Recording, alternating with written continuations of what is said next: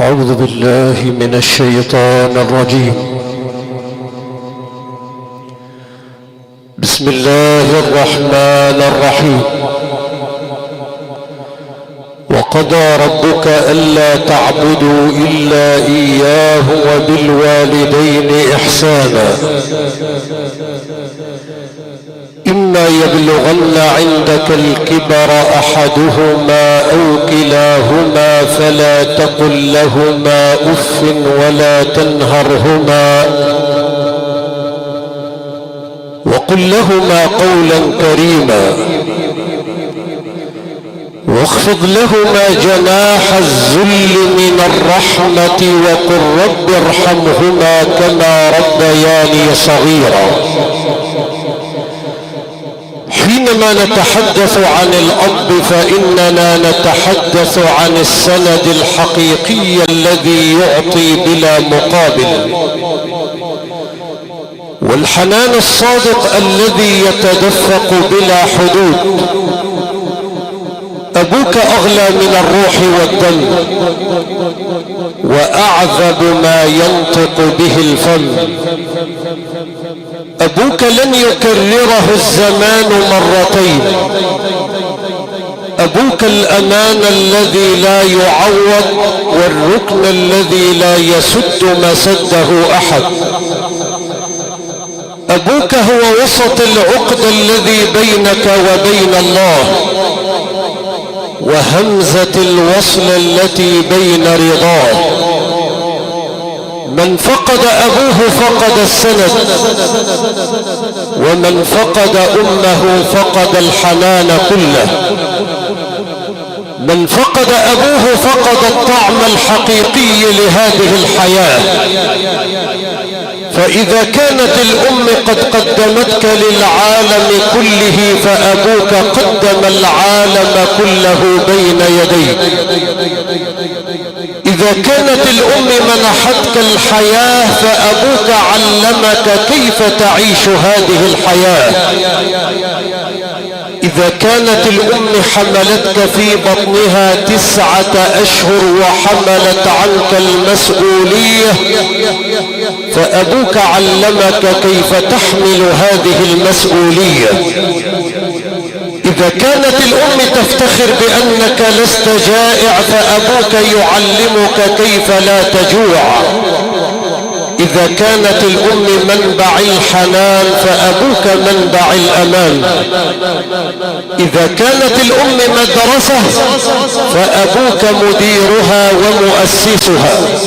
الله الله في تجعيد وجه آبائكم، الله الله في رقة عظمه، الله الله في انحناء ظهره.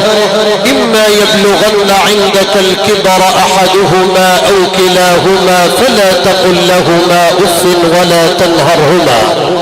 وأصلي وأسلم على حضرة النبي محمد القائل في الحديث لا يدخل الجنة عاق لوالديه. فاللهم صلاة وسلاما دائمين متلازمين عليك سيدي يا رسول الله. أيها الإخوة المؤمنون، نحييكم في هذه الليلة القرآنية الكبرى والتي نكرم فيها الفقيدة الراحلة حرم المربي الفاضل المرحوم الأستاذ عبد الله عبد المطلب الغلبان، والدة معالي المستشار محمد عبد الله الغلبان مدير القطاع القانوني بوزارة البترول، وحاسب تامر عبد الله الغلبان مدير التفتيش بوزارة الكهرباء، مهندس أحمد عبد الله الغلبان مدير المتابعة بوزارة الكهرباء، الأستاذ ماهر عبد الله الغلبان مفتش بوزارة البترول، شقيقة الحاج سمير ريان الغلبان رمز الأدب والواجب في كل مكان، زوجة عم أعلام الواجب بقرية شرشابة الأستاذ ياسر رضا ريان، أستاذ محمد الحاج رضا ريان، شقيقة الحاج محمد حسين السعداوي، حاج مجدي حسين السعداوي، مشاركة الى معالي اللواء وليد زكي حماد بوزارة الداخلية، عميد مهندس محمد زكي حماد بوزارة الدفاع، قريبة ونسيبة عائلات الدواس وخليفة والاشموني وعجلان والافندي وجميع عائلات شرشابة، وعائلات موسى بميت المخلص والبربري بصنباط، اسماعيل بميت حواي وسعدة والديب بشبرا اللوب، مشاركة الى عمدة مدبول وكفر مدبول اعلام محافظة كفر الشيخ، عائلات السعداوي والغنام بكفر الشيخ وحماد بالقاهرة، شاكرين جميعا لكل القيادات الشعبية والتنفيذية والسياسية. شرفت في هذه الليلة القرآنية الكبرى بالمحكم الاول دوليا في مسابقات القرآن الكريم، وجوده في اي مناسبة شرف لصاحب العزاء ولأهل هذه البلدة، صاحب التاريخ المشرف في دولة التلاوة، عضو المجلس الاعلى للشؤون الاسلامية، قارئ الساحات القرآنية العالمية الكبرى، قارئ مسجد سيدي احمد البدوي، فضيلة العلم الاذاعي الكبير القارئ الولي الشيخ محمد احمد بسيوني. شرفت ايضا بنجم قراء شباب الغربية فضيلة القارئ الشيخ احمد ابو القاسم، شاكرا للهندسة الصوتية والشركة الكهربائية ادارة المهندس عادل الاشموني، مؤسسة اولاد عجلان الكبرى لاشغال اعمال مقاولي الفراشة، قصر الضيافة المنظم والمرتب تحت ادارة اولاد عجلان عمالقة الفراشة بشرشابة، خدمات فندقية ممتاز المتر سامي محبوب. انتظروا التلاوة على قناة العالمي المهندس مصطفى محمود، المهندس احمد ابو داود، قناة ابراهيم قرآن العالمية. نبقى مع هذه التلاوة والعلم الاذاعي الكبير القارئ الولي الشيخ محمد احمد بسيوني، ادعو فضيلته الى منصة التلاوة.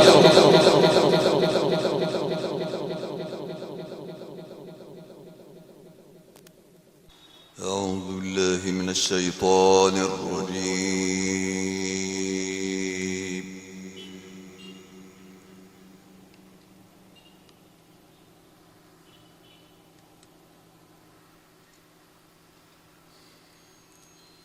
بسم الله الرحمن الرحيم.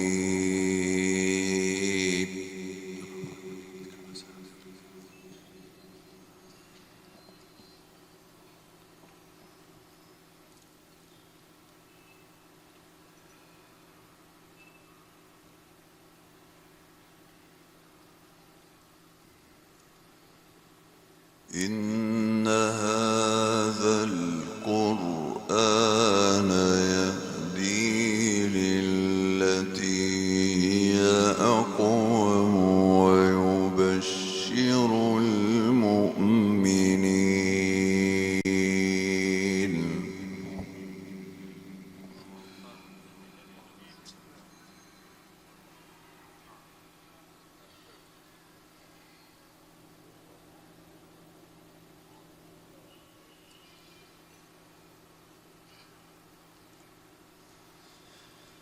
ويبشر المؤمنين الذين يعملون الصالحات أن لهم أجرا كبيرا.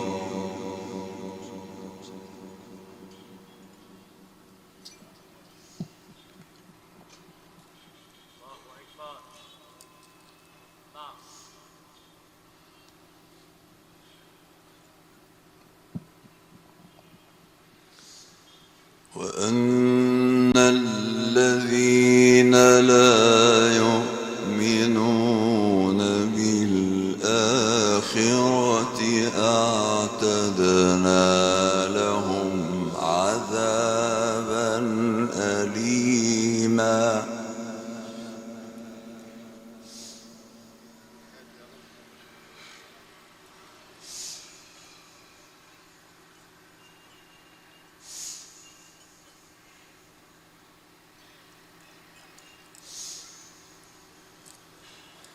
ويدعو الإنسان بالشر دعاءه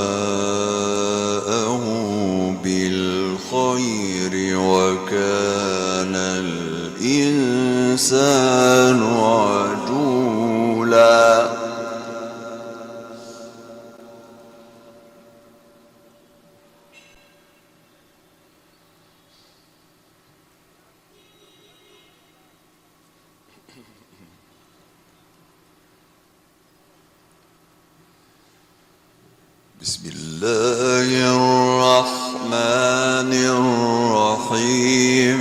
إن هذا القرآن يهدي للتي هي أقوم.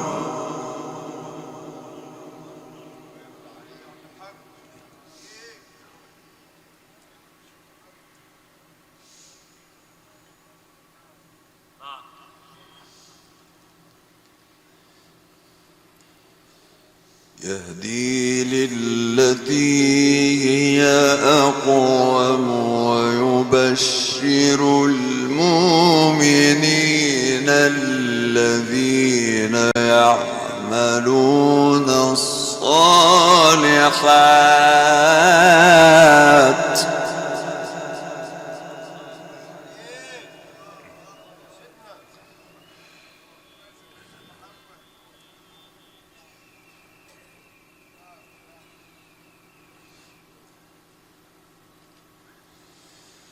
ويبشر المؤمنين الذين يعملون الصالحات أن لهم أجرا كبيرا.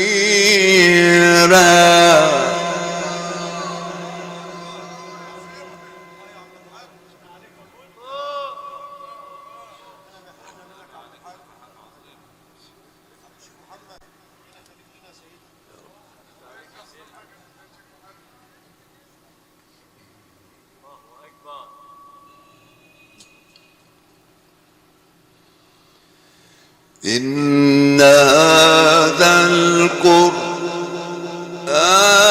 يهدي للتي هي أقوم ويبشر المؤمنين الذين يعملون الصالحات أن لهم أجرا كبيرا.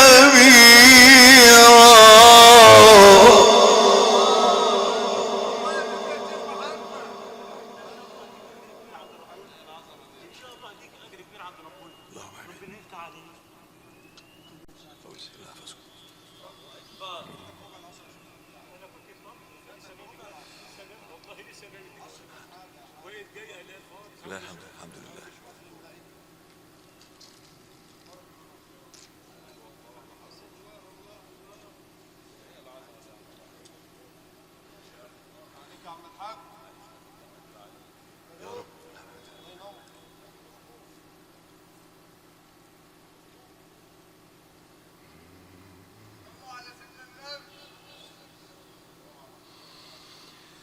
إن هذا القرآن يهدي للتي هي أقوم ويبشر المؤمنين الذين يعملون الصالحات أن لهم أجرا كبيرا.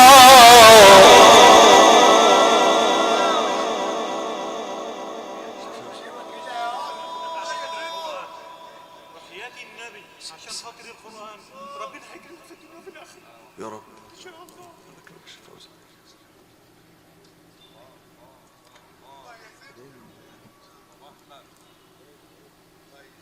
ربنا يرضى عليك يا عم الحاج محمد. يا الله.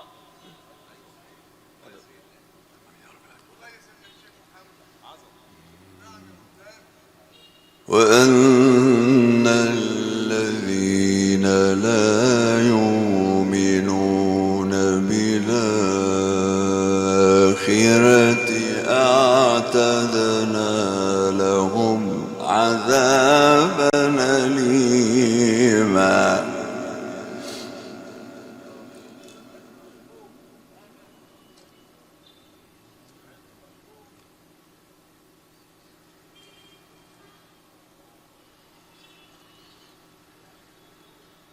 ويدعو الإنسان بالشر دعاءه بالخير وكان الإنسان عجولا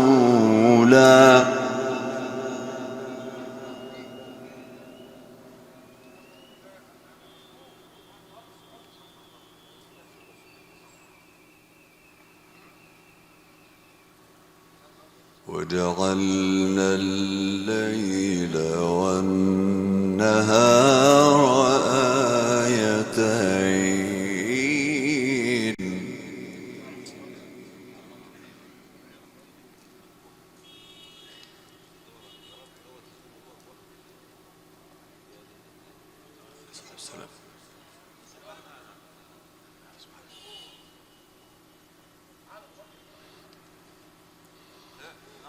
وجعلنا الليل والنهار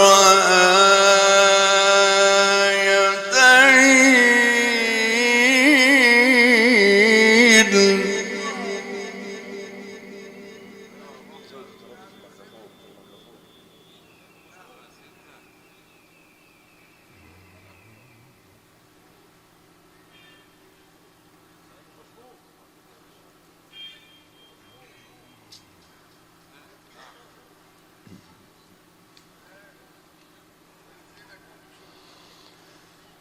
وجعلنا الليل والنهار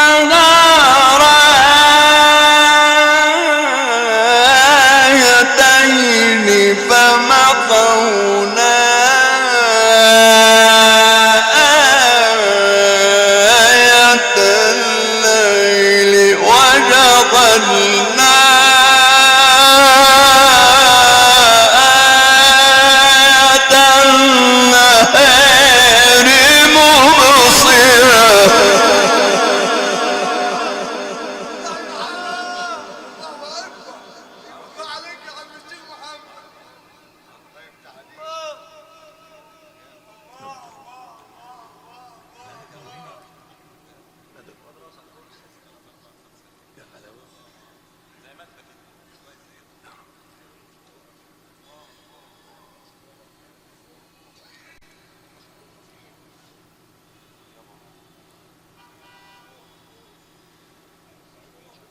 وجعلنا الليل والنهار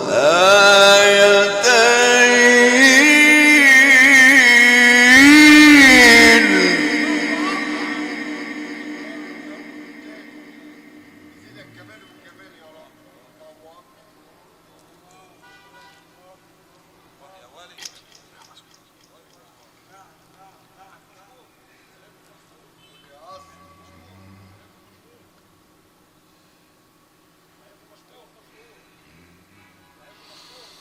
وجعلنا الليل والنهار آيتين فمحونا آية الليل وجعلنا آية النهار مبصرين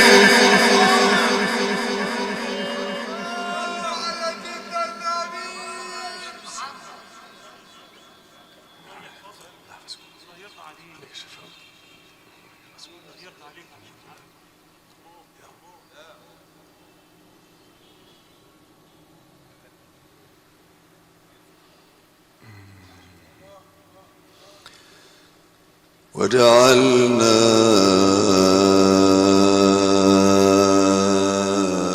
آية النهار مبصرة لتبتغوا فضلا من ربكم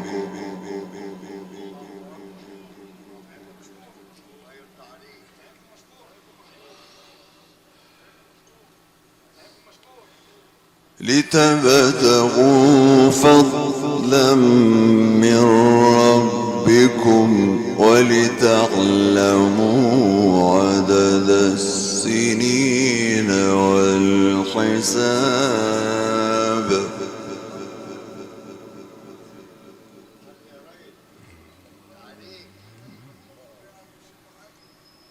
وكل شيء فصلناه تفصيلا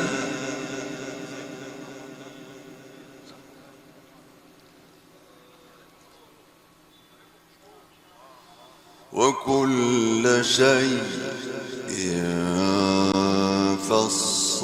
فصلناه تفصيلا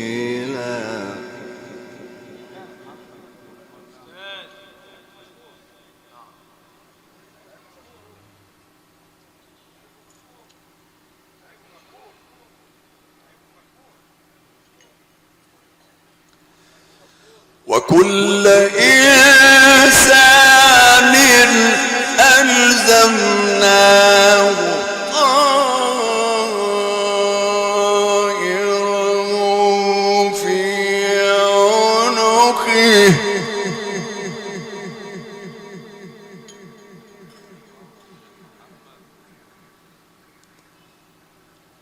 ونخرج له يوم القيامة كتابا يلقاه منشورا اقرأ كتابك اقرأ كتابك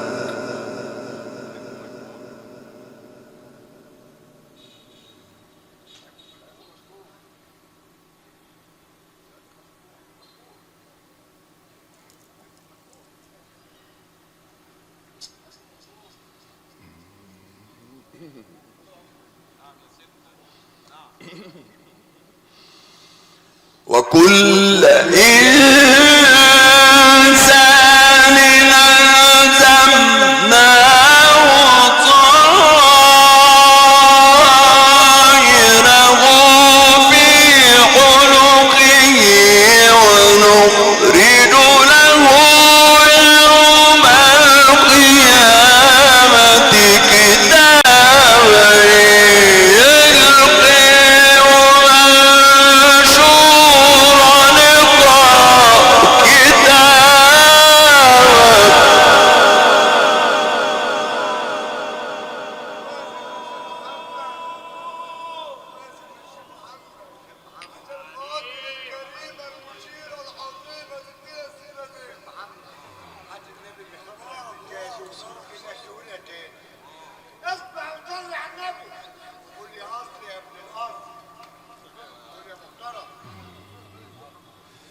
اقرأ كتابك كفى بنفسك اليوم عليك حسيبا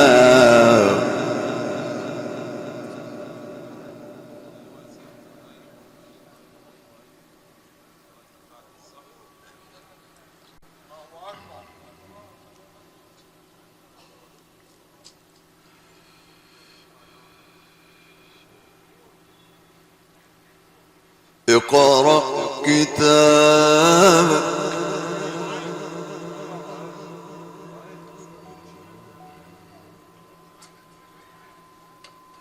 اقرأ كتابك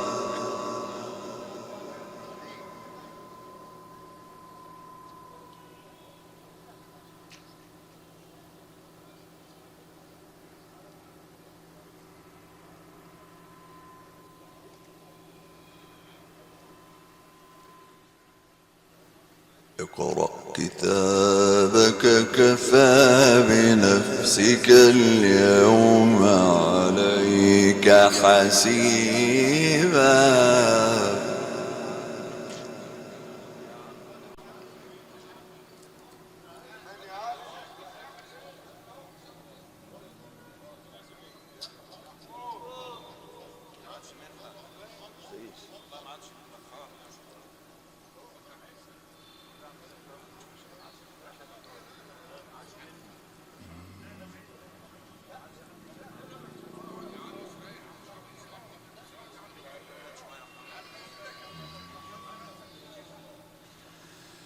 ونخرج له يوم القيامة كتابا يلقاه منشورا اقرأ كتابك كفى بنفسك اليوم عليك حسيبا.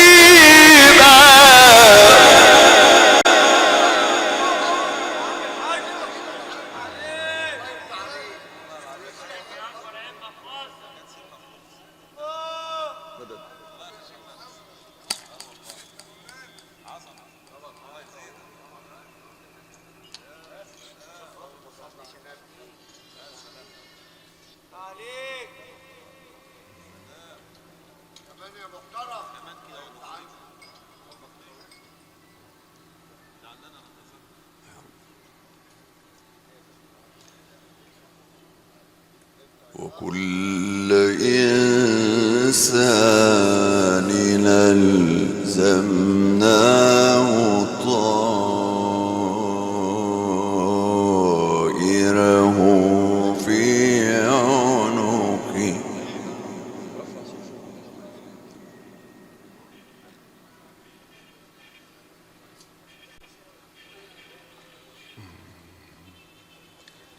ونخرج له يوم القيامة كتابا يلقاه منشورا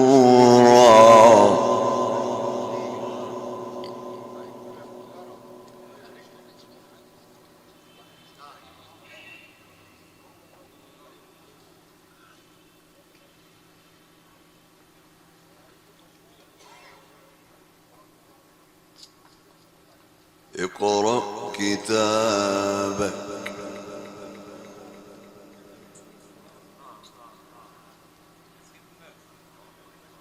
كفى بنفسك اليوم عليك حسيبا.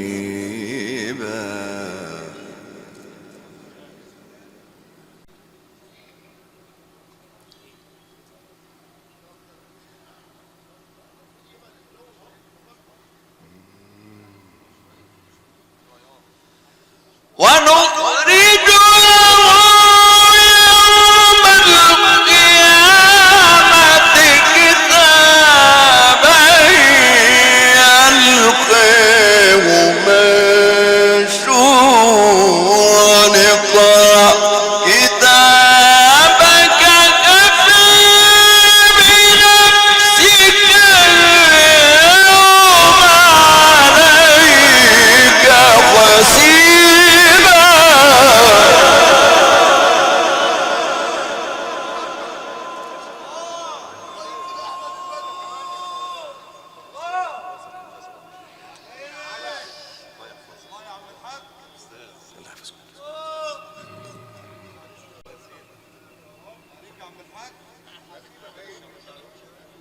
حاضر.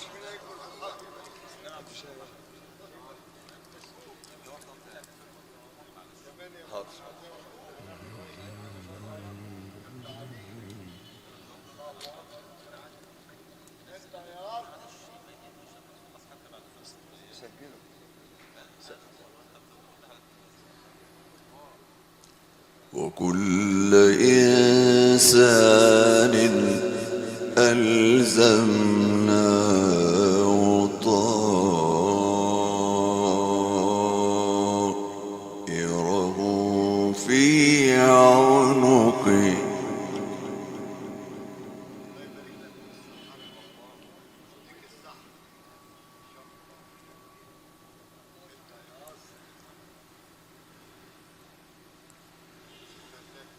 ونخرج له يوم القيامة كتابا يلقيه منشورا اقرأ كتابك اقرأ كتابك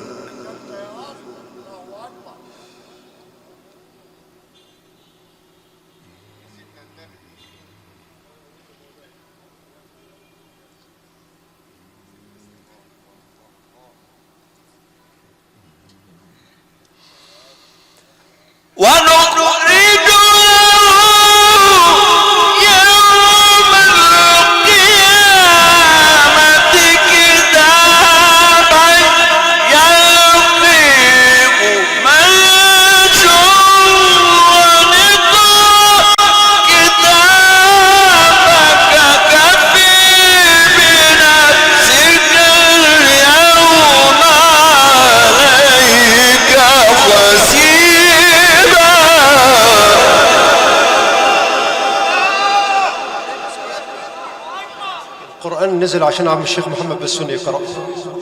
قلوب العارفين ترى ما لا يراه الناظرين، وأجنحة بدون ريش تطير إلى ملكوت رب العالمين. القرآن نزل عشان أنت تقرأه. الله بلا تقبل ويفتح عليك.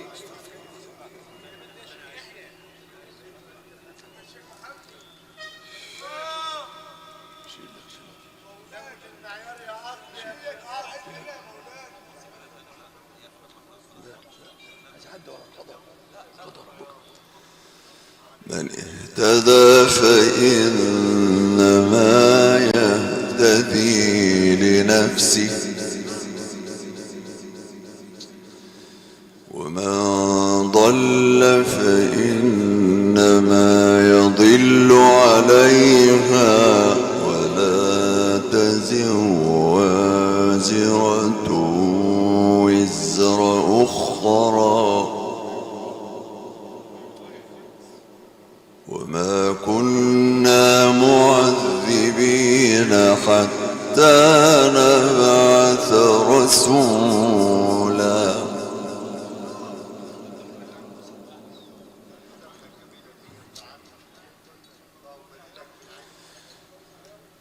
وإذا أردنا أن نهلك قرية أمرنا متر فيها ففسقوا فيها فحق عليها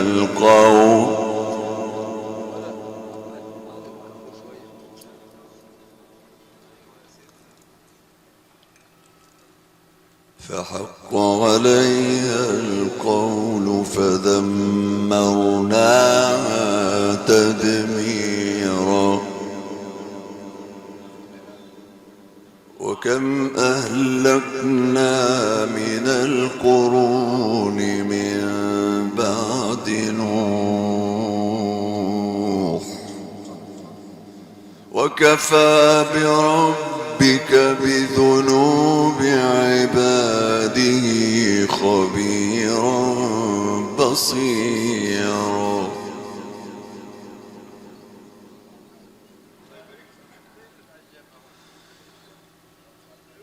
من كان يريد العاجلة عجلنا له فيها ما نشاء لمن نريد،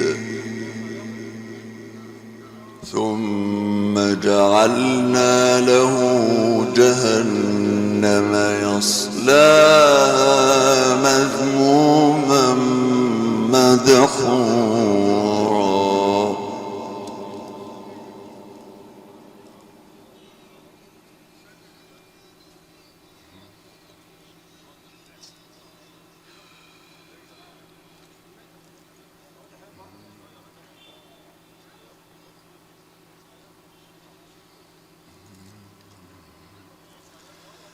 ومن أراد الآخرة وسعى لها سعيها وهو مؤمن فأولئك كان سعيهم مشكورا.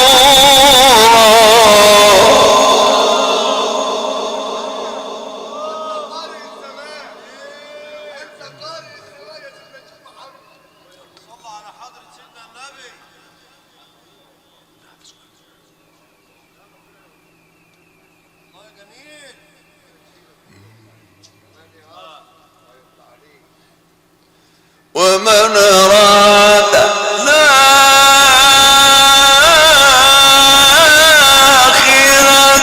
وسعي لها سعيها وهو مؤمن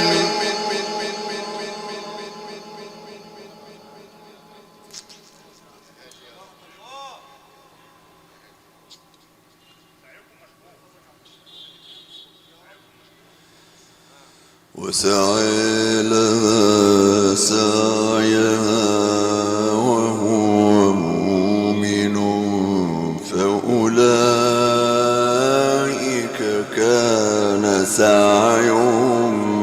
مشكورا.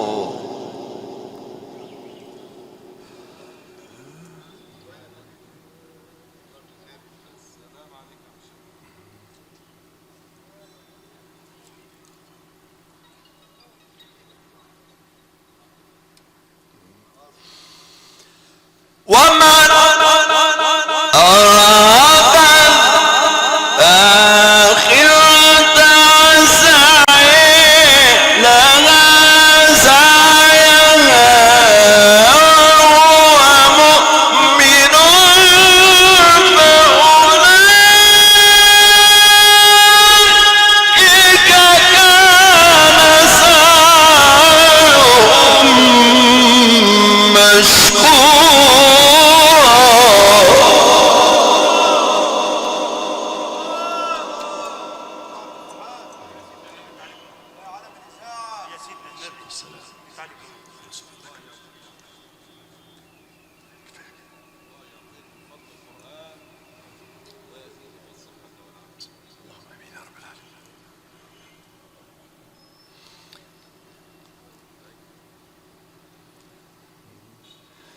كلا نمد هؤلاء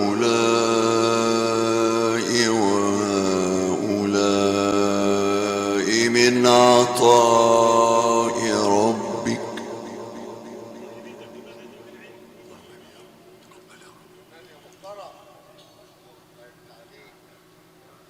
وما كان عطاء ربك محظورا.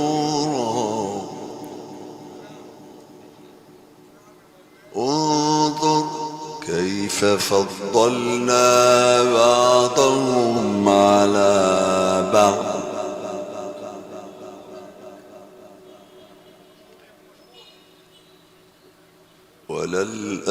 وللآخرة أكبر درجات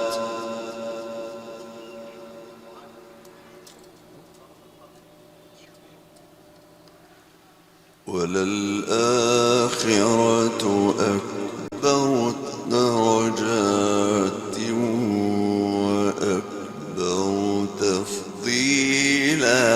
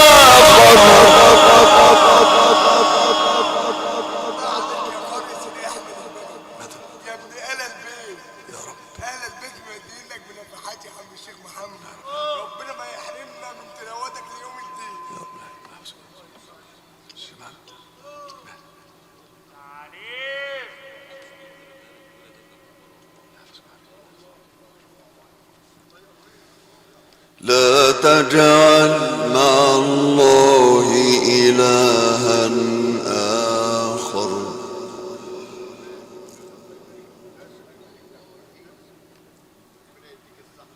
لا تجعل مع الله إلها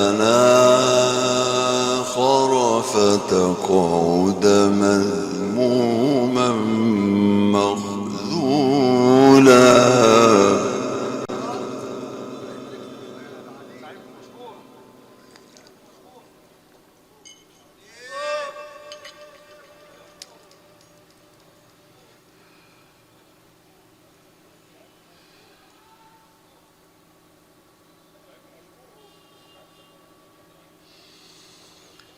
وقضى ربك ألا تعبدوا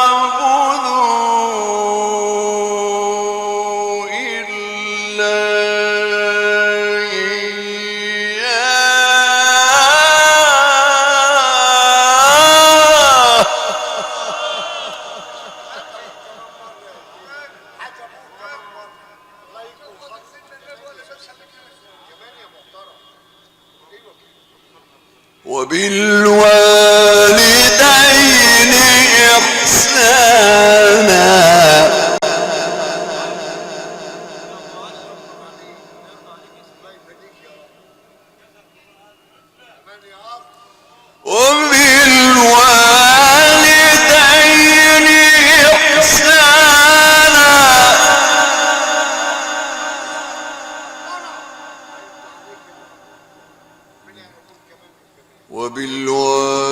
وبالوالدين إحسانا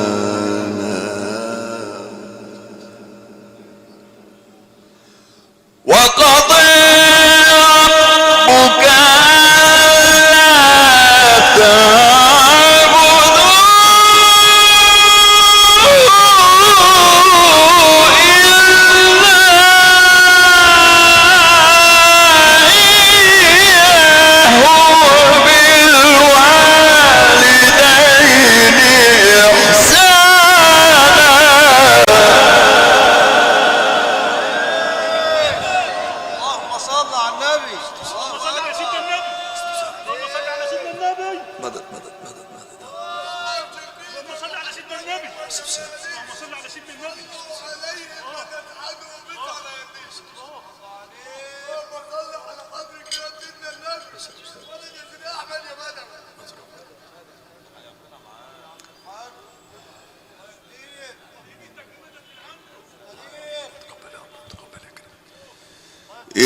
إما يبلغن عندك الكبر أحدهما أو كلاهما فلا تقل لهما أف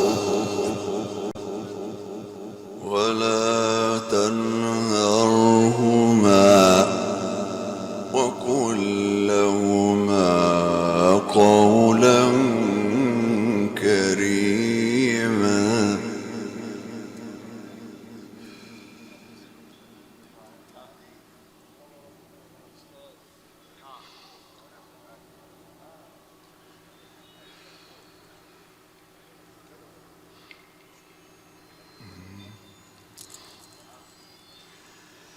إما يبلغن عندك الكبر أحدهما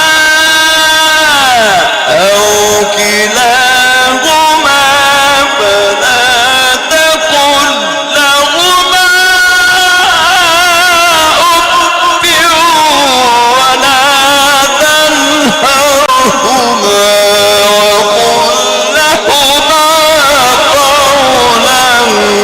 كريما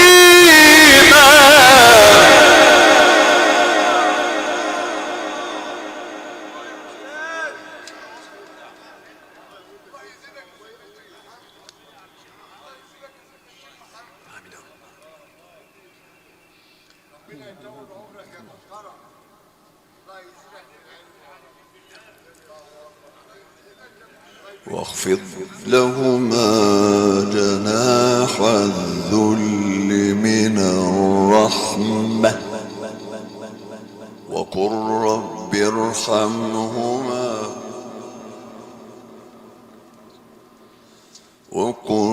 رب ارحمهما كما ربياني صغيرا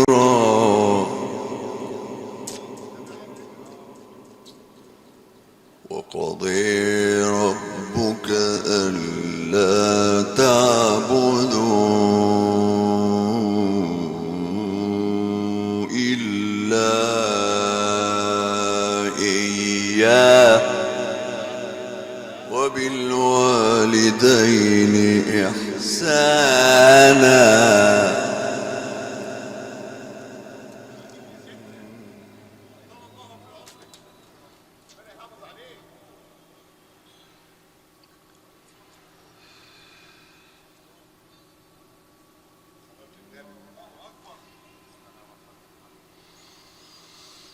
وقضي ربك ألا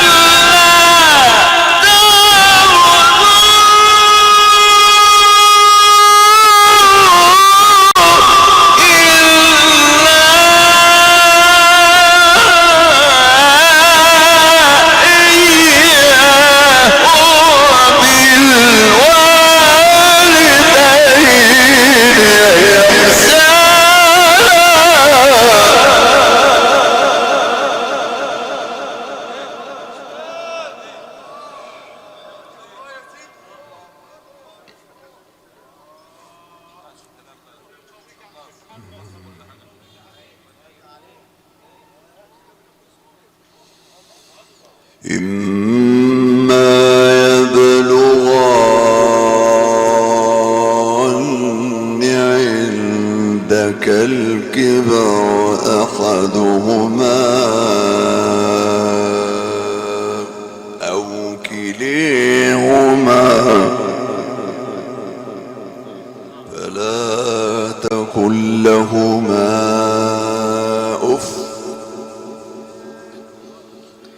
فلا تقل لهما أف ولا تنهرهما وقل لهما قولا كريما.